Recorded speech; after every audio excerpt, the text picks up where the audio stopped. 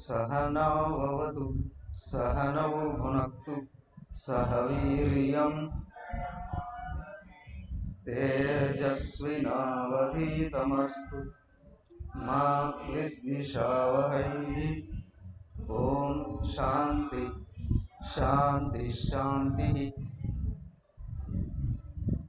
ओम गुरुर्ब्रह्मा गुरुर्विष्णु गुरुर्देवो महेश्वरः गुरुरेव परं ब्रह्म तस्मै श्री गुरवे नमः। ओम प्रपन्नपारिजाताय स्तोत्रवेत्रैकपाणये ज्ञानमुद्राय कृष्णाय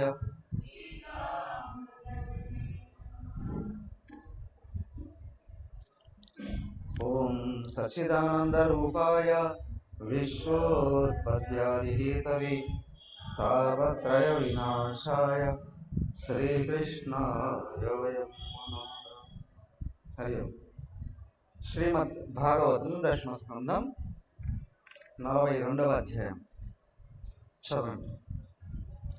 శ్రీ శుక ఉవాచ అదౌ రజన్ రాజపథేన మాధవః స్త్రియం గృహీతాంగ విలేప భాజనం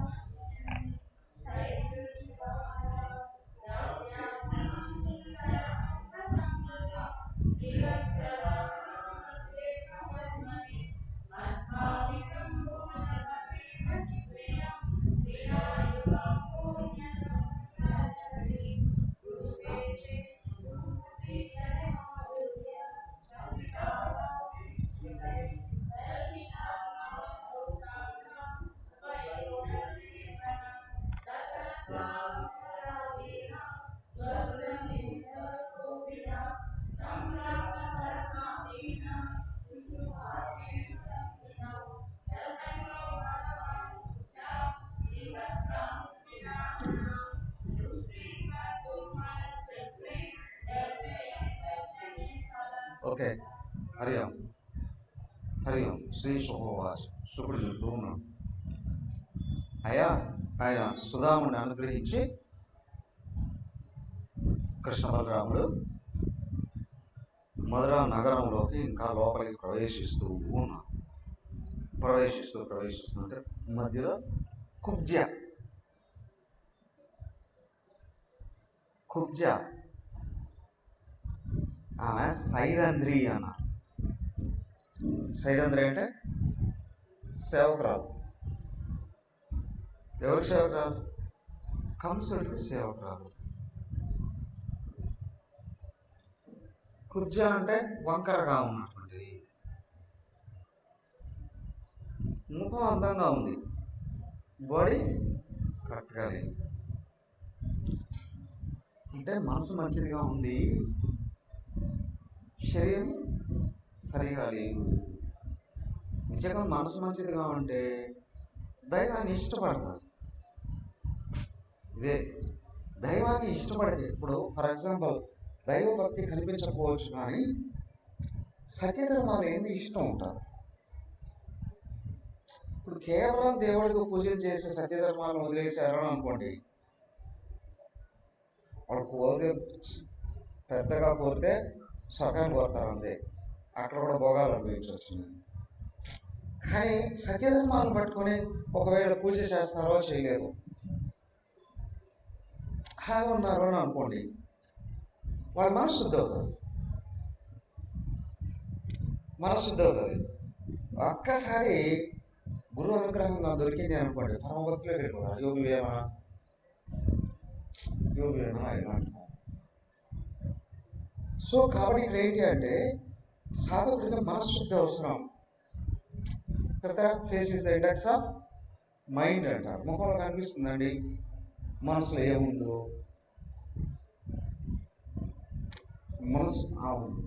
మనసు ఎలా ఉంది పక్క మనం కనిపెట్టలేదు, కానీ ముఖం ఎలా ఉందో దాన్ని బట్టి మనసులో కూడా కనిపెట్టచ్చు అండి. దానికి కుర్చీ ఎదురొచ్చింది. కుర్చీను అడిగాడు, అందుకు ఏమన్నారు? త్రివక్కరా అని పిలుస్తారయ్యా నన్ను.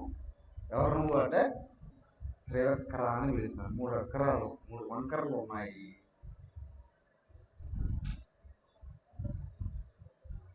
ఎప్పటికీ మనం మర్చిపోకూడదు. దైన్య ప్రియార్చ ఈశ్వర అహంకార ద్వేషిత్వ. వాడు ఎవడైనా సరే నేను గొప్పవాడిని అని అనుకున్నాడు అంటే ఆయన ఇతరుడు అయిపోతాడు. ఆయన ఇతరుడు అయిపోవడం ఏంటండి? సత్తా ఉంటుంది, చిదంశం ఉంది, తగ్గించేస్తాడు. జ్ఞానాన్ని అంటే సూక్ష్మ దృష్టి, మనసులో ప్రశాంతత వెనక్కి వెళ్ళిపోతుంది. నేను గొప్పవాడిని అని అనుకుంది. కానీ భక్తి ఏం చేస్తుందంటే భగవంతుడు గొప్పవాడు అని అనిపిస్తుంది. ఇది జ్ఞానరహితమైన భక్తి అయితే ఆ భక్తి కూడా మౌఢ్యం అని అన్నారు.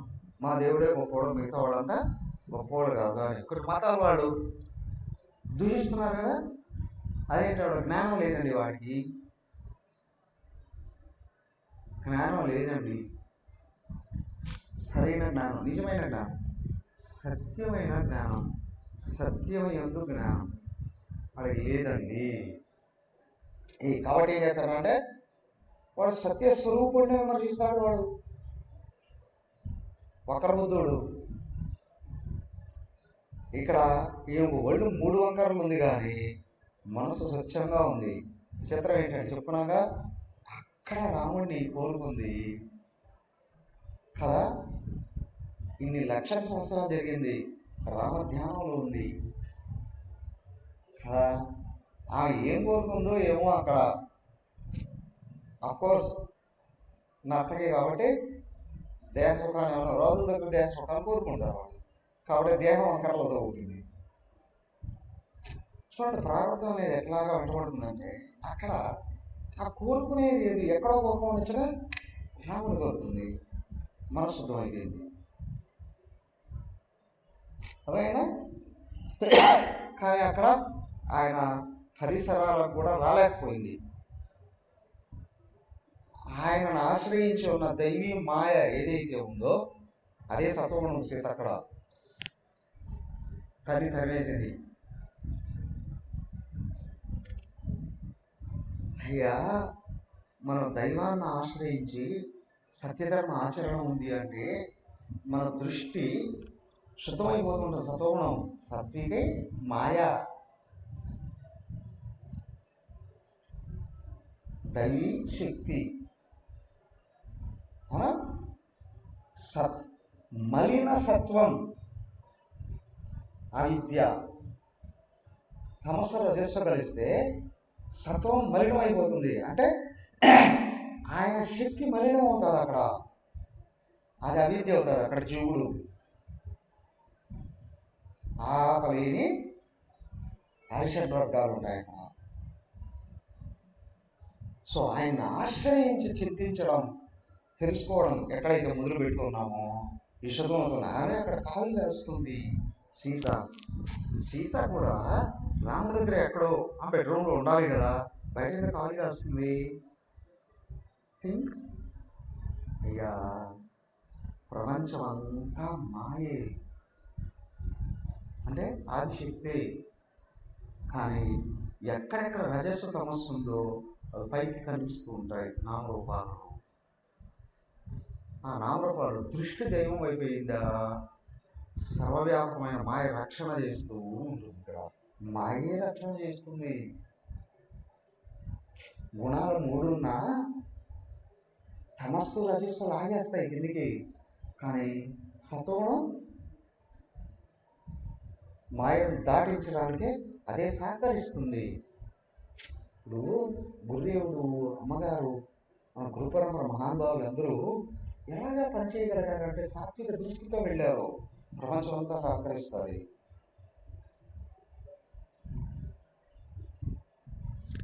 నా మనస్సే నా కర్మరంగం,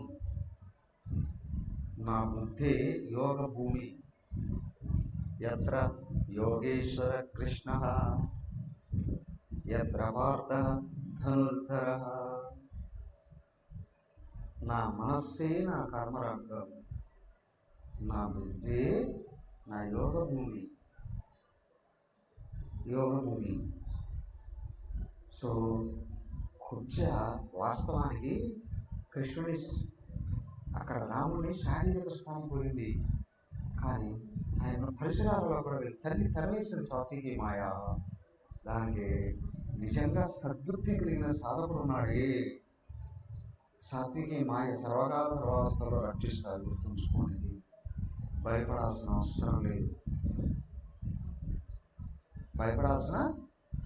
అవసరం లేదు. మనం దాన్ని గురుశక్తి అంటాం. గురుశక్తి అని అంటాం.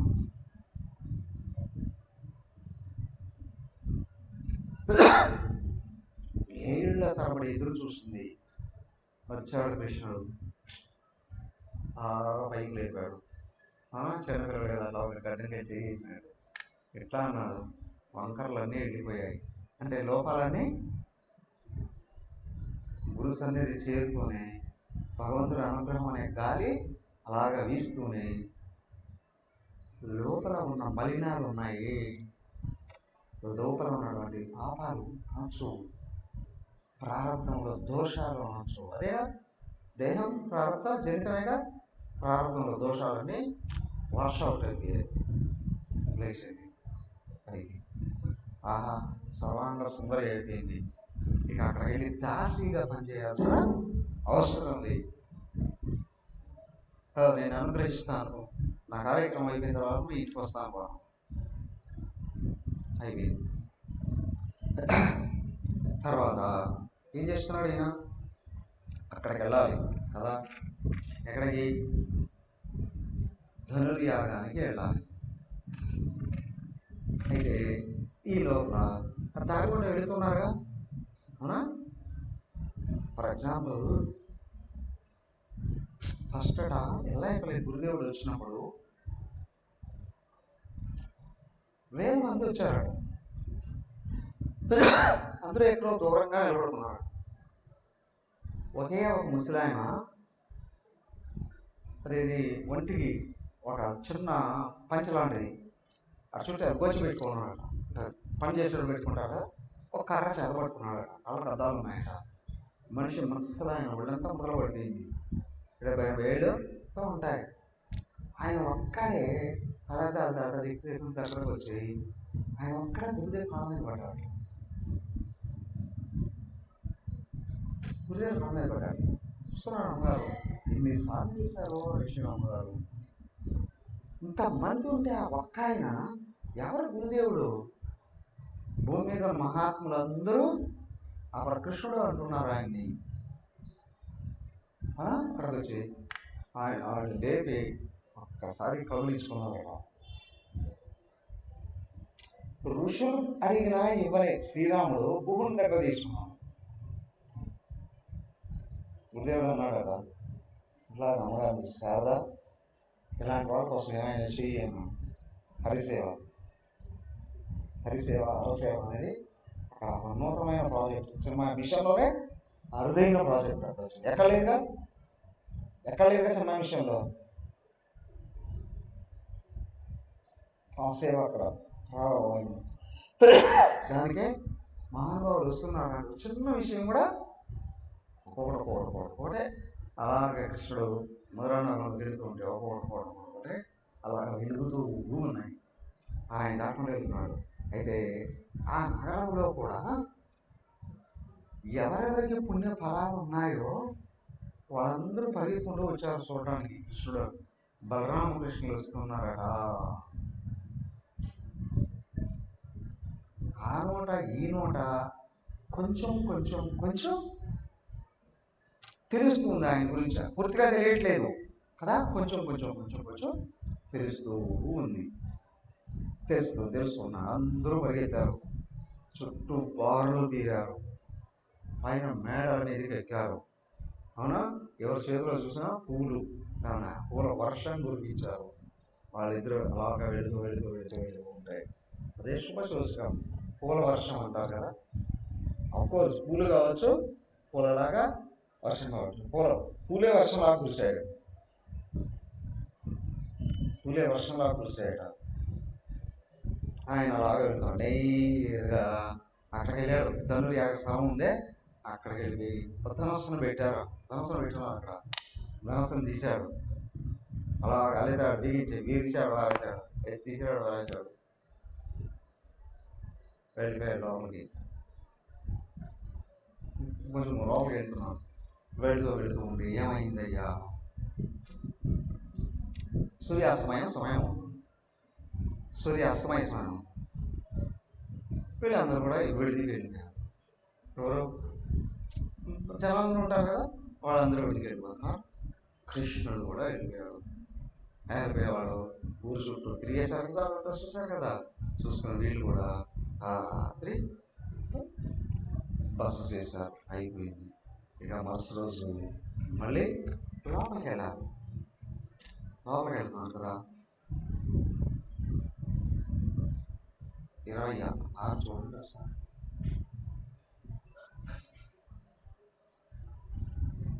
26 కంసస్తు ధనుషో భంగః రక్షిణాం స్వబలస్య చ వధం నిశమ్య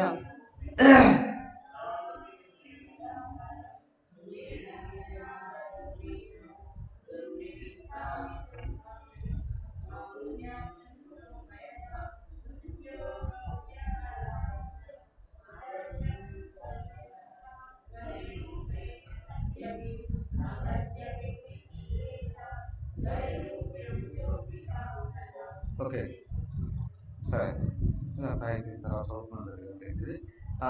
ఆ ధనుస్సును ఎప్పుడైతే విరిచాడో, అక్కడ శివధనస్సును గురించి చెప్తారు కదా, అలాగే ఇక్కడ ఈ ధనస్సును విరిచేటప్పటికి పెద్ద శబ్దం వచ్చేసింది. ఒక్కసారి మధురా నగరం అంతా తెలిసింది. అవునా, జనరల్గా ఎవరైనా పెద్దవాళ్ళు వచ్చినారంటే కదా, ప్రభుత్వం వాళ్ళు వచ్చి ఏం చేస్తారు, గన్స్తో పిలుస్తారు కదా. ఇప్పుడు చచ్చినోడు వచ్చినా టమాకాయలు వెలిగిస్తారు, అలా కదా, డోము డోము డోము డోము. సచినోడు వచ్చిన అంటే శవం వచ్చినా శబ్దాలు చేస్తూ ఉన్నారు, కలుషితం చేస్తూ, ఇది వేరు అది వేరు, అది ఆనందదాయకంగా తెలిసేవారు. అధికారులు వచ్చారో చెప్పేవాడు కదా. ఇక్కడ ధనస్సును ఎప్పుడైతే విరిచేశాడో వాడు సచినట్టు అయిపోయాడు. అక్కడ ఎవడు ఈ శబ్దం అక్కడ విన్నాడో లేదో, వాడికి గుండెందో 100 కిలోమీటర్ల 1000 కిలోమీటర్ల రైలు పరిగెత్తడం మొదలైంది. ఈ వార్త వెళ్ళిపోయింది అక్కడికి, వాళ్ళ దగ్గరికి. బలరామకృష్ణ వచ్చేసారు లోపలికి, ధనస్సును విరిచేశారు. అదే శబ్దం మధుర నగరం అంతా వినిపించిందట. ఇప్పుడు చాలా చాలా చాలా పెద్ద నగరం. ఎంత పెద్ద నగరం, ఇప్పుడు జిల్లా హెడ్ క్వార్టర్. అప్పుడు ఇంత ఉండదుగా, చాలా చిన్నగా ఉంటుంది. నగరం అంతా వినిపించింది రాష్ట్రం. స్పందనలు 2 రకాలు కదా. ఎవరిలో అసుర గుణాలు ఉన్నాయో దేవుడు వచ్చాడు అనేటప్పటికీ వాళ్ళ గుండెల్లో రైలు పరిగెత్తాయి. అవునా, ఎవరిలో దైవీ గుణాలు ఉన్నాయో వాళ్ళ దేవుడు వచ్చాడు అనేటప్పటికీ ప్లాట్ఫామ్ మీద రైలు ఆగుతాయి. రైలు ఆగిపోతుంది, ఇంజిన్ కూడా ఆఫ్ చేసేస్తారు కదా. ఎందుకోనంటే బాగా గమనించండి, వీడు దైవీ గుణాలు కలిగిన వాళ్ళందరినీ వేధించాడు. హృదయం తప్పించిపోయింది, తాపంతో నిండిపోయింది కృష్ణ బలరాముడు వచ్చారు అని అడిగితే వాళ్ళకి ఎక్కడ ధైర్యం వచ్చేసింది, నా దేవుడు వచ్చాడు కదా. వీళ్ళు అసురులు ఉన్నారే, అసురులు ఏం చేశారు, అందరిని బాధ పెట్టారు. వీళ్ళని చంపడానికి ఆయన చూడడానికి చూడండి, అక్కడ ధనస్సు అంటే మనకు అక్కడ శివధనస్సు అన్నాం కదా, ఉత్తర రూపం అని. ఇదిగో ఇక్కడ అహంకారాన్ని విడిచేశాడు అక్కడ రాముడు అని అన్నారు. ఇక్కడ కూడా అహంకారం విరగబడింది. అహంకారాన్ని ఆశ్రయించున్న వాళ్ళందరికీ చావు మూడింది. ఇదిగో వచ్చేసాడు ఈయన. అన్నీ కనుక్కుంటున్నాడు ఈయన, ఏమేమయ్యా ఎక్కడెక్కడ ఏమేమి ఉంది. ఇంకా అంతఃపురం లోపలికి అలాగే వెళ్ళాలి, ఏంటో ప్రకారం దాటి వెళ్ళాలి కదా.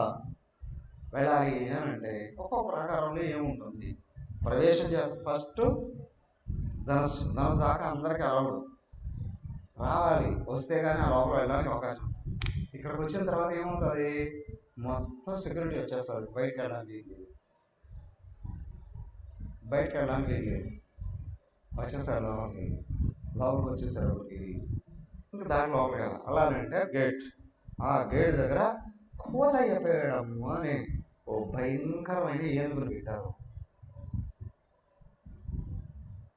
భయంకరమైన ఏనుగు, మదొక ఏనుగు. మా వాడు శిక్షణిస్తున్నాడు దాన్ని. ఎందుకు పెట్టారు, కృష్ణుడు చంపడానికి. ఎవరు చంపడానికి, దేవుడు చంపడానికి, భగవంతుడు చంపడానికి, ఆత్మను చంపడానికి, ఆత్మహత్య, ఆత్మను హత్య చేయడానికి కదా. అది ఇప్పుడు భావం సరిపోతుంది. ఆత్మహత్య చేయడం అంటే ఆత్మహత్య అంటే ఏమని, సూసైడ్ అండి.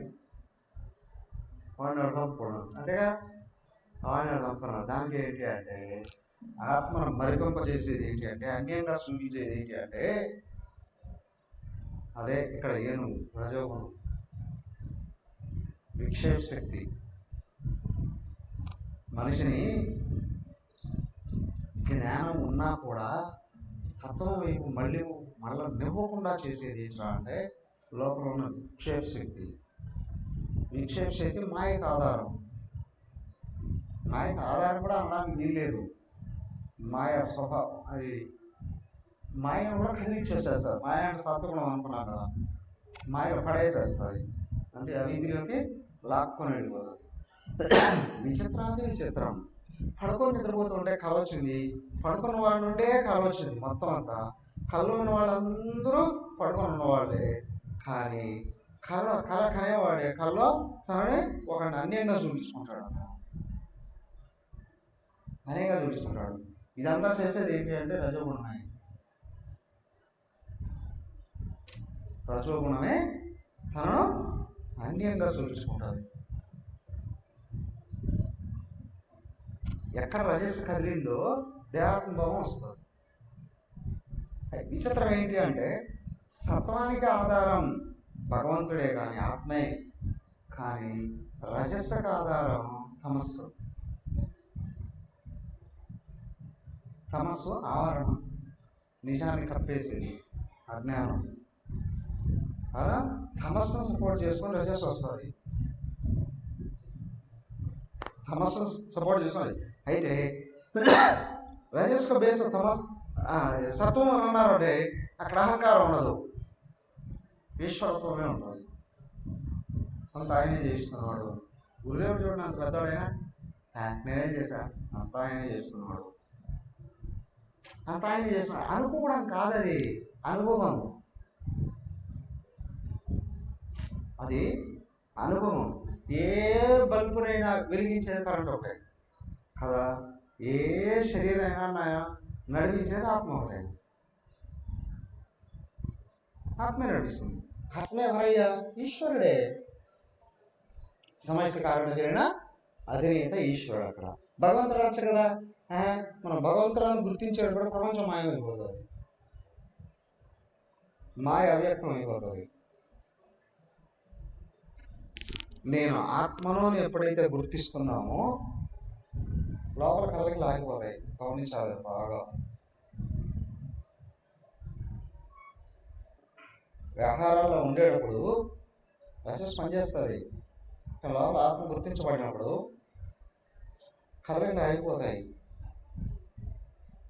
దేహాత్మ భావం ఉండదు అక్కడ. ఒకవేళ శరీరం పని చేస్తూ ఉన్నా నేను నా భావం ఉండదు అక్కడ. అసలు ఆలోచన ఉండదు. సూక్ష్మ అదే అయిపోయింది కదా. 10 స్కందాలు అయిపోయాయి. 10 చివరికి వచ్చేస్తూ ఉన్నాం. మొత్తం అంతా తత్వమే. సో కాబట్టి ఇక్కడ ఏంటంటే మహాభయంకరమైన ఏనుగు ఏదండి? విక్షేప శక్తి మహాభయంకరమైన ఏనుగు. దాన్ని ఎవడూ సంపలేడు భగవంతుడు తప్ప. సంపూర్ణ శరణాగతి ఏదైతే ఉందో అదే రజస్సును దాటే గడి చేస్తుంది. లేదు అని అంటే దృష్టిని బహిర్ముఖంగా లాగేస్తుంది. అర్థకామాలలో తొక్కి పడేస్తుంది. నిలబెట్టదు, తొక్కి పడేస్తుంది. అర్థం అన్నప్పుడు కేవలం ధనమని కాదు, భౌతిక దృష్టి.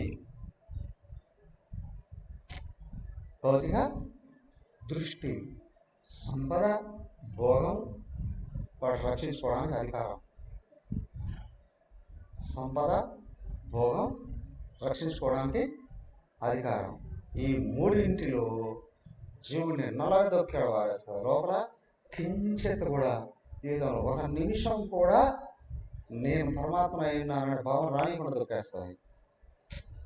రావణాసురుడు విషయం చూడండి. చివరికి యుద్ధకాండలోకి వచ్చి మొత్తం చదివాము అని అంటే అద్భుతంగా కనిపించేది రావణాసురుడు అక్కడికి.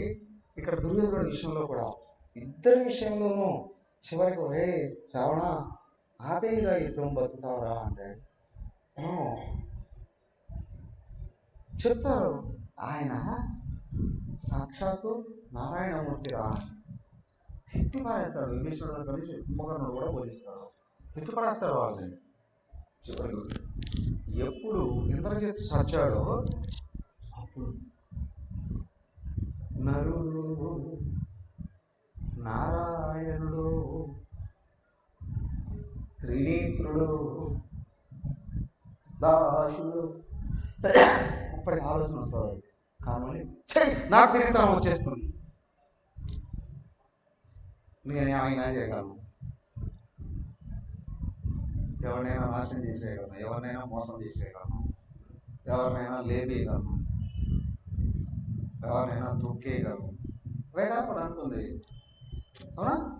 చివరి దుర్యోధనుడు కూడా అదే ప్రకారం అనుకున్నాడు. వాడు సచ్చే సాగులో కూడా అశ్వత్థామ వస్తే ఏం చేశాడు? కురువంశ నిర్వంశ చేయమా. వాడు సత్తే సచ్చాడు కదా. మా వంశం ఎవరైనా కించిత్ తిరిగిన మా వంశం నిలబడాలి అని అనుకుంటాడా లేదా? లేక కుటుంబంలో ఒకే కొడుకు పుట్టాడు అనుకోండి కదా. కానీ కామ్గా గమనించి చూడండి, పిల్లలు లేని ఆడవాళ్ళు ఉంటారే మంది, వాడిని కూడా చంపేయడానికి ట్రై చేస్తారా? జరుగుతున్నాయి కదా. ఒక్కడు వచ్చాడు కానీ ఏ హృదయాలు రాక్షసత్వంతో నిండి ఉన్నాయో ఈ సంపదలన్నీ వాడికి వెళ్ళిపోతాయా? వాడిని లేకేస్తే సరే. అవునా కదా? ఉంటున్నాం కదా మనం. ఎందుకు అంటే అది భయంకరమైన రాక్షసత్వం.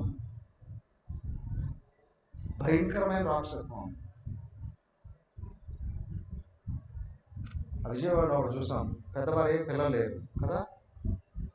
కొడుకు ఏదో ఉన్నా చిన్నవారికి అమ్మాయి కూడా పుట్టింది. అమ్మాయికి ఆయన ఏదో నగలను తయారు చేశాడు తండ్రి. ఆ అమ్మాయిని తీసుకెళ్ళిపోయి ఎవరు ఆ పెద్ద భార్య తమ్ముడు ఇంకెవరో కలిసి పాపని తీసుకెళ్ళి ఏం చేశారు తెలుసా? కొలిమిలో వేసి మనిషి చేశారు పాపని. ఆ పాపం పరిహారం కావాలంటే వాడు ఎన్ని వందల వేల జన్మలు ఎత్తాలి. వాడు రాత్రి కంటే హీనమైన జీవితంలో వెళ్ళిపోతాడు.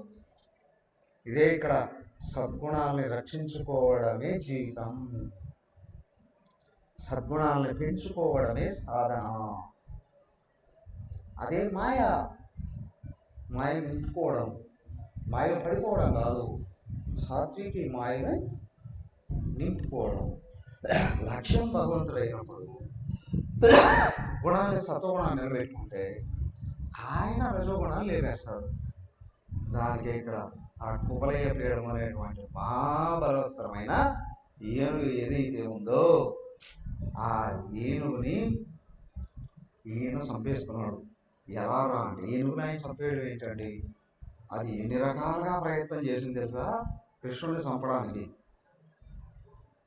బాగా గమనించండి, రజోగుణము ఆత్మభావాన్ని పైకి రానివ్వకుండా అనేక రకాలుగా ప్రయత్నం చేసి చంపడానికి ట్రై చేస్తుంది.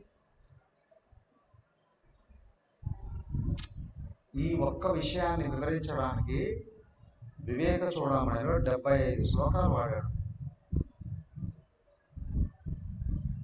ఆవరణ విక్షేపాలని ఎలాగా దాటాలి, 75 శ్లోకాలు ఒక్క విషయాన్ని అర్థం చేయించడానికి ట్రై చేశాడు ఆయన. అలాగా ఏమైందయ్యా అప్పుడు? సరే చదవండి, చూడండి 43.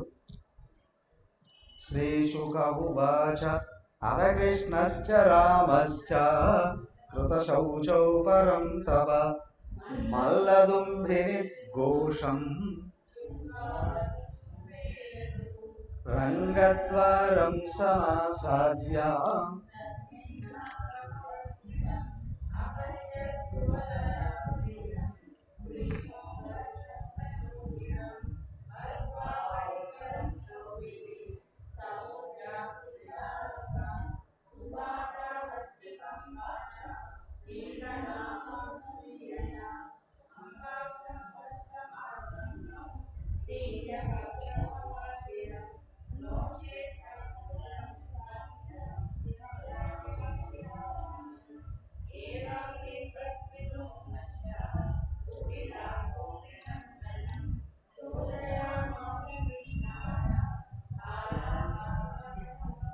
ఓకే. హరి ఓం. బాగా గమనించండి, ఈ ఏనుగేమో విక్షేప శక్తి, అవునా? దాని నుండి పుట్టినటువంటి ముష్టిక చాణురులు రాగద్వేషాలు. ఎక్కడ విక్షేప శక్తి ఉందో అదే కదా విక్షేప శక్తి కూడా ఇక్కడ అహంకారం, దాన్ని విరగొట్టేశాడు. తర్వాత విక్షేప శక్తి దగ్గరకు వచ్చాడు. విక్షేప శక్తి ఏనుగు సస్తే కానీ రాగద్వేషాలు ఉన్నాయనే విషయం కూడా తెలియదు. అంటే విక్షేప శక్తిని ఆపితే కానీ, అంటే సాధకుడు జపధ్యానాలలోకి వస్తే కానీ నన్ను మాయ ఆవరించి ఉంది అనే విషయం అర్థమే కాదు, మాయలో ఉన్నాను అనే విషయం అర్థమే కాదు, అర్థం కాదు. దానికి సంపూర్ణ శరణాగతుడైతేనే విక్షేప శక్తిని అధిగమించేది. ఎందుకంటే విక్షేప శక్తిని ఆపేది ఆత్మ చైతన్య శక్తే. అంటే శరణాగతుడైనప్పుడు నిత్యం నిరంతరం లోపల ఆర్తితో కూడిన దైన్యత్వంతో కూడినటువంటి ప్రార్థన ఏదైతే ఉందో ఆత్మభావాన్ని లేపుతూ వస్తుంది. అదే చెప్పింది అక్కడ, విద్యుత ఇది ఎక్కడ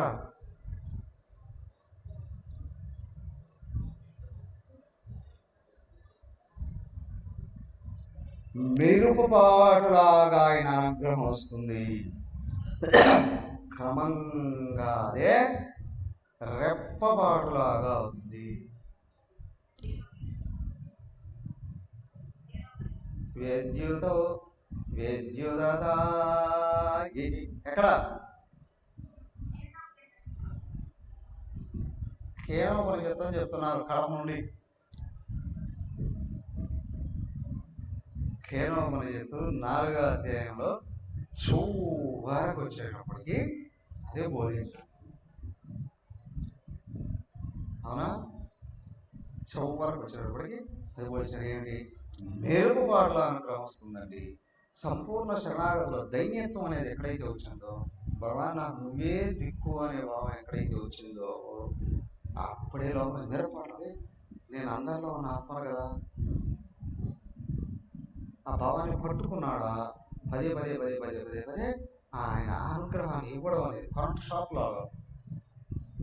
అవునా, దాన్ని రెప్పపాటులాగా అన్నా. కరెంట్ షాక్ అంటే అది భయంకరంగా చంపేది కదా, కానీ ఇక్కడ ఏమన్నా రెప్పపాటులాగా అవుతుందండి. రెప్పపాటులాగా అయ్యేటప్పుడు నేను ఆయన అదే ఆయన అంటాను అన్నాడుగా, యమేవయేష వృణుతే తేన లభ్య ఆత్మా వివృణుతే తను స్వాం. మనకు పరిస్థితిలో ఎవరు ఆయనే కావాలి అని అనుకుంటున్నారు, ఆయన్ని ఆవిష్కరించుకుంటాడండి. అప్పుడే రజస్సు ఆగడం అనేది మొదలుపెడుతుంది. రజస్సు విక్షేప శక్తి, ఇది ఎక్కడైతే తగ్గుతూ సత్వగుణం వస్తుంది. సత్వగుణం పెరిగే కొద్దీ స్పష్టంగా కనకలేదు, నేను శరీరమున బుద్ధులు కాదు. ఒకవేళ నేను శరీరమున బుద్ధులు, అన్ని శరీరమున బుద్ధులు నేనే. నిజమేంటయ్యా, అందరిలో ఉన్న నేను ఆత్మనయ్యా, శరీరమున బుద్ధులే కాదు. ఫస్ట్ ఇది నిలబడాలి, అప్పుడు విక్షేప శక్తి తగ్గుతుంది. దానికి కృష్ణుడు వచ్చి ఒక దెబ్బతో కొట్టచ్చుదాన్ని, కొట్టలేదు, అది ఒక దెబ్బ సావదు. దాని దగ్గరకు వచ్చాడు, వస్తూనే కృష్ణుడు చెప్పాడు, మేము లోపలికి వెళ్ళిపోవాలి, బయటకు తీయది అని అన్నాడు. ఏమని పక్కకు తీయన్నాడు. మావాడు వాడు బలిసి ఉన్నాడు, వాడు మదంలో. దానికే ఈయన కూడా మదజలాన్ని పట్టుకుంటున్నాడు. మదం నేను అందుకన్నా కదా, వాడు ఇంకా మదించున్నాడు. వాడు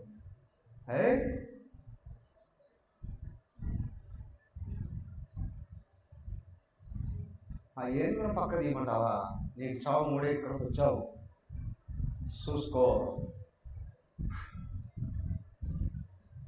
చూసుకో అని దగ్గరకు వచ్చి ఒక్కడికి ఇచ్చాడు కృష్ణుడు. కిందికి వెళ్ళి దాని కాళ్ళ కింద దాక్కున్నాడు, దాని కాళ్ళ కింద దాక్కున్నాడు.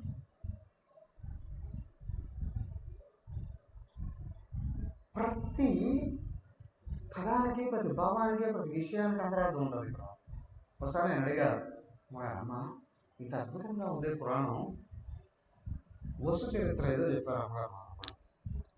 మరి సాయంత్రం కార్తీక సదస్సు టైంలో నేను, ఇంత అద్భుతంగా ఉంది కదా, మరి వీటికి కూడా నేను అంతరార్థాలు రాయించగలమ్మా అని అడిగాను. అమ్మగారు రాయింది, ఓ భగవద్గీతకు అంతరార్థాలు రాయాలంటే ఎంత అవుతుంది, పురాణాలు వేల శ్లోకాలు, వాటి అన్నిటికీ అంతరార్థాలు కామెంటరీస్ రాయాలంటే ఎంత అవుతాయి, మనుషులు మోసుకెళ్ళలేరు కదా. దానికి ఏంటంటే మరి వీటికన్నీ తెలియాలంటే ఎట్లా, భగవద్గీత ఉపనిషత్తులకి లోతైన అర్థాలు ఎప్పుడైతే తెలిసాయో, అవునా, అప్పుడు అన్నిటికీ సమన్వయం చేసుకునే శక్తి వస్తుంది. వీటిని మనం అనుసరిస్తే మన దృష్టి ఏకత్వంలో నిలబడింది అంటే ప్రతి విషయాన్ని సమన్వయం చేసి శక్తి వస్తారు. ఇవి ఎక్కడ చెప్పున్నారు ఆయన ఆలోచన చేయాల్సిన అవసరం లేదు, అవునా. దానికి ఏంటంటే ఒక చోట ఒక పాత్ర వెనకలో ఆయన అడిగితే ఆ పాత్ర యొక్క అర్థం ఆయన వెల్లడి చేస్తాడు. ఒక స్థాయి తర్వాత ఆ పాత్ర స్వరూపాన్ని గుర్తు చేస్తే ఆ పాత్ర అధినేత ఎవరు, ఆయనే కదా. ఆయన మనలోంచి వెల్లడి చేస్తాడు, ఆ భావాన్ని వెల్లడి చేస్తాడు. సో కాబట్టి ఇక్కడ ఏంటి అంటే ఇది మహాబలమైన కొట్టి కాలసం అనుకున్నాడు, దాన్ని కనిపించనివ్వకుండా. ఎవరిలో విక్షేప శక్తి అతిగా పనిచేస్తుందో విపరీతమైనటువంటి ఓవర్ కాన్ఫిడెన్స్, ఈ కాన్ఫిడెన్స్ నన్ను ఇట్టంటాడో వాడిని నాశనం చేసేస్తానండి, అవునా. దుర్యోధనుడు మిత్రుడు మెడ మీద చేపెట్టి తోయేస్తాడు బయటికి, సంజయుడిని తిట్టేస్తాడు. భీష్ముని అయితే ఎంత తోలనాడతాడో, ముసలాడు ఆ ఊరికే ఉండరా.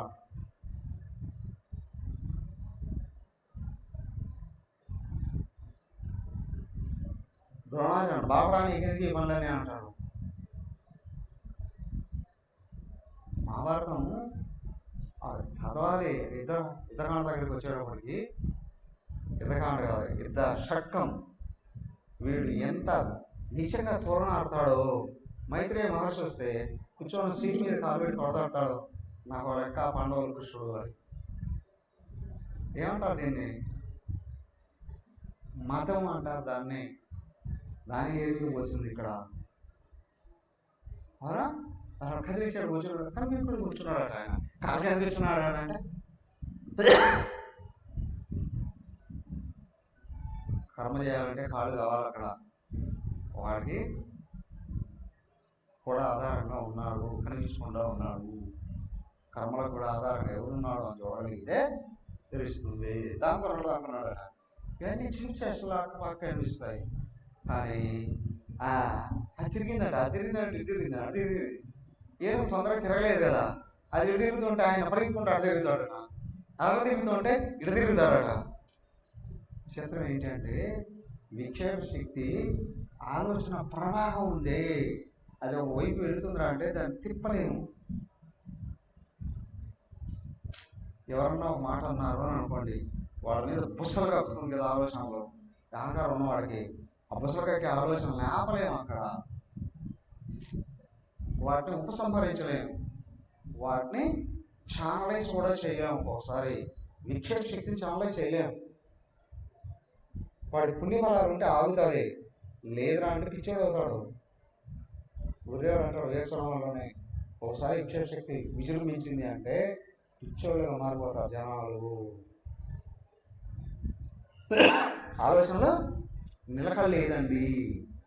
అవునా? రోడ్డు మీద ఎవరైనా విక్షేప శక్తే లోపల కంట్రోల్ తప్పించేది, బుద్ధిని చంపేస్తుంది, సర్వనాశం చేస్తుంది. తిప్పించాడట, అడిగాడట, ముందు పరిగెత్తుకుంటూ వెళ్ళిపోతాడట, తిరుగుతాడట, దానికి విపరీతమైన అలసట చేశాడట, ఒక దెబ్బ కొడతాడట, అది వచ్చి పట్టుకునే లోపల జారిపోతాడట. భగవంతుడు ఇది అది భగవంతుడు వెంట తిరుగుతుందట. అర్థమైందా? ఆయన తిరుగుతుందట. విక్షేప శక్తి ఎంత ఉన్నా గురువు వెంట తిరిగింది అని అనుకోండి, గురు భక్తితో శుద్ధం ఉంటుంది, హరించబడరాదు,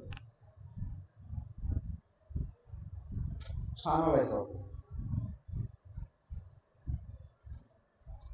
ఇక్కడ ఒక్క గురువు కానీ వదిలేసింది అని అనుకోండి, గురువు మీద వ్యతిరేక భావన వచ్చింది అని అనుకోండి, ఇప్పుడు చచ్చిపోయినట్టే. ఇంకా సావకుడు చచ్చిపోయినట్టే. ఆయన ఒక్కడేగా దారి మళ్ళించేది, దృష్టి మళ్ళించేది. దానికి గురువు గారి కార్యం చేయడం అనేటువంటిది ఏదైతే ఉందో అదే గురువు అనుగ్రహం, గురువు గారిని అనుసరించడం. సో కాబట్టి అది పట్టుకుంటే అది తిప్పి శుద్ధం చేసి తీసుకొని పెడతాది. తిప్పి తాగబట్టుకున్నాడట. ఏనుగుని కుర్రాడు తాగబట్టుకొని లాక్కొని వెళ్ళిపోవడం, 50 బార్ల వరకు లాక్కొని వెళ్ళిపోయాడు. సాధకుడిని సర్వనాశనం చేసే విక్షేప శక్తిని భగవంతుడు తాగబెట్టుకుని లాక్కుని వెళ్తాడండి. తాగబెట్టుకుని లాక్కుని వెళ్తే అందంటాడండి. థింక్ అది ఇక్కడ సమన్వయం చేసినప్పుడు ఇక్కడ తెలుస్తుంది. ఆయన అటు చెప్పి ఇటు చెప్పి తొడంతో పట్టుకుని తన్నాడట, పడిపోయిందట ఏనుగు. అవరా చివరికి ఏం చేశాడు, దాని దంతాన్ని ఊడబీకి పొడిసేసాడు. దాంతోపాటు మామిడి వాళ్ళు ఉన్నారుగా, వాళ్ళని కూడా అయిపోయేసాడు. సచ్చా వీళ్ళందరూ పోయారు. దాన్ని అక్కడ దోసేశారు. ఇదంతా ఆ ముష్టిక చాణూరులో కూడా చూస్తున్నారు. ముష్టిక చాణూరు కూడా ఇదంతా చూస్తున్నారు. అయిపోయిన తర్వాత అక్కడికి వెళ్ళిపోయారు వీళ్ళిద్దరు అక్కడికి వెళ్ళిపోయేప్పటికి వాళ్ళంతా అడుగు ఉన్నారు. ఏమని? ముష్టిక చాణూరులతో యుద్ధం చేయమని చెప్పి. వీళ్ళు అన్నారట అత్యంత వినయంతో, వాళ్ళు చూసి మీరు పర్వతాకారం లాగా ఉన్నారు, మేము చిన్నపిల్లలము, మేము ఇది యుద్ధం చేయడం ఏంటి వద్దు అన్నారట. బలరామకృష్ణుడు ఒప్పుకోలేదట. ఆ చుట్టూ ఉన్న వాళ్ళు ప్రజలు ఉన్నారే, వాళ్ళు కూడా వద్దు వాళ్ళు చిన్నపిల్లలుగా ఉన్నారు, వాళ్ళతో వీళ్ళ గురించి తెలుసు కదా, వాళ్ళు పెట్టారట వద్దు వాళ్ళతో యుద్ధం. వీళ్ళు ఒక ప్రకారం లోపలికి వెళ్ళే కొద్దీ వెనక్కి రానివ్వట్లే. అది వాళ్ళ ప్లాను.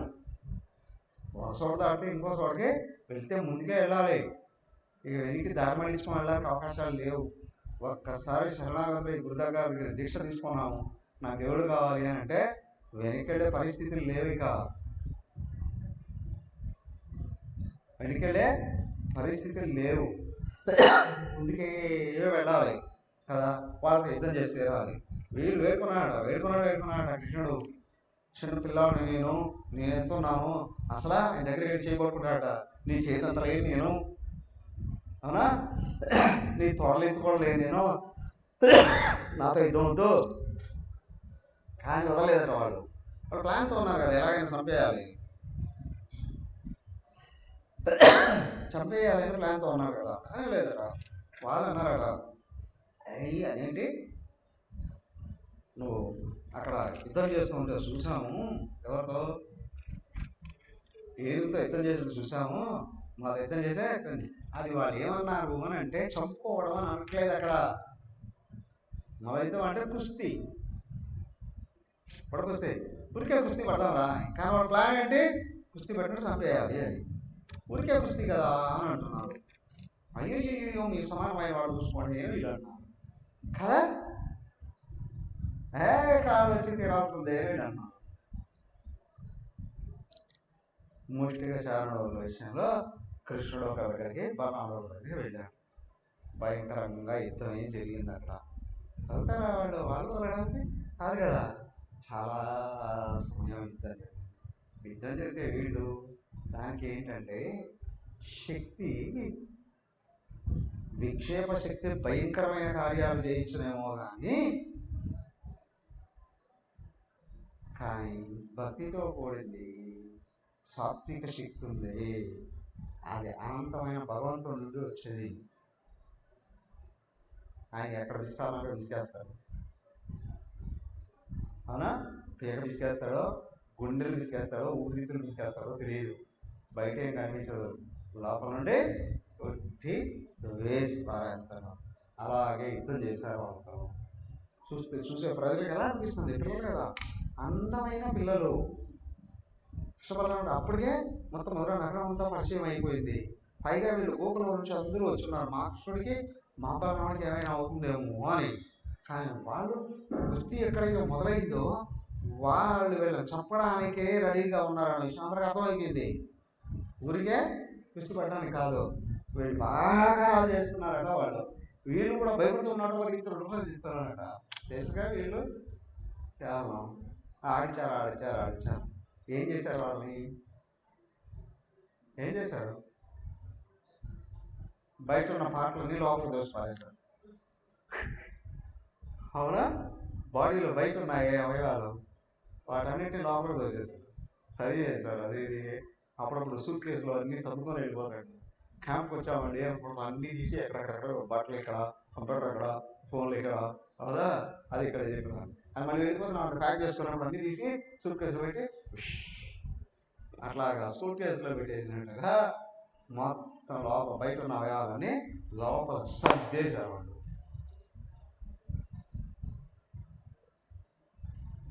అయ్యగారు అక్కడే కూర్చొని చూస్తున్నారు. ఎవరు అక్కడే కూర్చొని చూస్తున్నాడు. ఇంకా వాడి పని ఉంది, వాడి ప్రాణాలు ఎప్పుడో పోయాయి. అవునా, వీళ్ళని చూసేటప్పటికి ఆ ఏనుగు తప్పితే ముష్టిగా చాలా రోజులతో వీళ్ళు చచ్చిపోతారు అని అనుకున్నాడు. దీన్ని ఏం అజ్ఞానం అనాలి చూడండి. భగవంతుడు చెప్తామని అక్కడ పై చూసాను. దానికి ఏంటంటే ఇక్కడ మనం దాన్ని పోల్చుకోవాల్సింది ఏంటంటే ఋషులు, మహాత్ములు దైవానికి ప్రతిరూపాలు. వీళ్ళని దెబ్బ కొట్టడానికి ప్రయత్నం చేసే వాళ్ళందరూ కూడా అసుర జాతిలో వాళ్ళే. ఈ అసురులందరూ ఏ విధంగా వచ్చారో వాళ్ళని దెబ్బ కొట్టడానికి ప్రయత్నం చేసిన వాళ్ళందరూ కూడా అట్టయిపోతారు. ఒక ముఖ్యమంత్రి 7 కొండల నుండి లేపేస్తాను అని అన్నాడు కదా. ఇంకొక పక్క రాష్ట్రంలో ఇంకొక ఆమె పిప్పల బస్తాలు వెళ్తూ ఉండేది బాగా. ఆ ముఖ్యమంత్రి అక్కడున్న పీఠాధిపతిని ఎత్తేస్తాం చూడు అంది. పాపం భగవంతుడు ఎత్తి హాస్పిటల్లో వేశాడు. అవునా? ఆమె ఎప్పుడు చచ్చిందో తెలియదు, ఎందుకు చచ్చిందో తెలియదు, చచ్చేమైందో తెలియదు. 77 రోజులు అక్కడ ఉంది. అవునా? ఈయన చచ్చాడని మాత్రం తెలిసింది. అది ఎక్కడ చచ్చాడో తెలియదు, అక్కడ పాటలు ఎక్కడ పట్టాయో కూడా తెలియదు. చివరికి ఏమి దొరికింది? ఓ చెప్పు దొరికింది. చెప్పు కావాలి కర్మకాండ చేయడానికి. ఇద్దరికి కూడా ఏమైందయ్యా?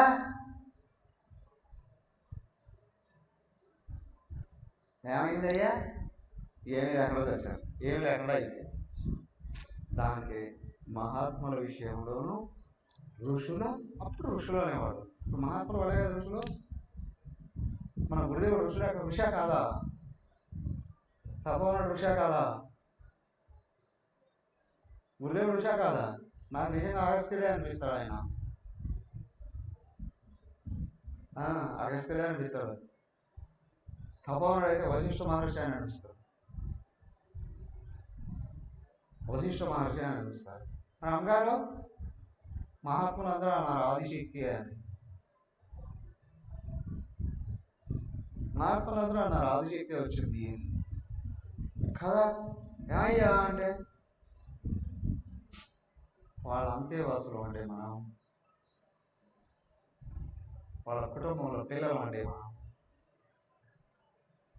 అన్నాడు ఆయన, తక్కువేమి మనకు గురుదేవుడు ఒక్కడుండు వరకు. అలా కాబట్టి సో కాబట్టి ఏంటంటే వాళ్ళని అనుసరిద్దాం, వీటిని దాటేద్దాం. రాగద్వేషాలు, విక్షేప శక్తి అధిగమించి అహంకారాన్ని శుద్ధం చేసేసుకొని పైకి వెళ్ళిపోవాలి. హరి ఓం. సర్వే భవంతు సుఖినః, సర్వే సంతు నిరామయాః, సర్వే భద్రాణి పశ్యంతు, మా కశ్చిత్ దుఃఖభాగ్ భవేత్. ఓం శాంతి శాంతి శాంతి. హరి ఓం. శ్రీ గురుభ్యో నమః. హరి ఓం.